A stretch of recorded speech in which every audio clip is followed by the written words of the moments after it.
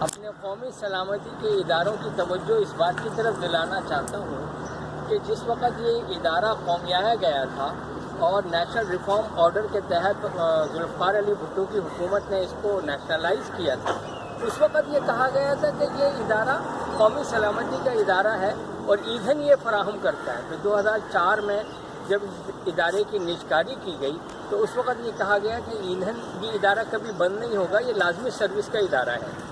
1980 سے لے کر 88 کی دہائی میں، اس 80 سے 90 کی دہائی میں جو پاکستان میں فسادات ہوئے تھے اور کراچی میں کرفیو لگے تھے، اس وقت نیشنل ریفائنری کے ملازمین کو کرفیو پاسز جاری کیے گئے تھے کہ لازمی سروس کا ادارہ ہے۔ اس وقت 1.5 مہینے سے یہ ادارہ بند ہے۔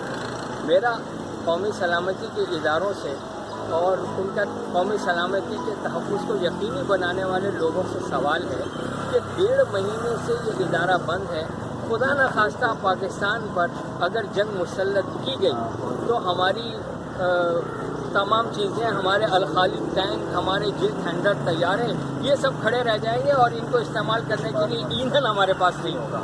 تو اس بات کو دیکھا جائے کہ یہ ادارہ کیوں بند ہو گیا ہے، اور کئی اس کے مالکان کیونکہ وہ غیر ملکی تاجر ہیں، انہیں اپنی تجارت سے غرض ہے، انہیں پاکستان کی سلامتی سے کوئی مطلب نہیں ہے، اور 1.5 مہینے سے وہ بند کر کے بیٹھے ہوئے ہیں۔ تو آپ یہ JP4 جو فائٹر طیاروں کا ایندھن ہوتا ہے، یہ آپ کہاں سے لائیں گے؟ کہ آپ کے پاس مہینے 1.5 مہینے کا یہ اس کا ایندھن کیا آپ کے پاس محفوظ ہے؟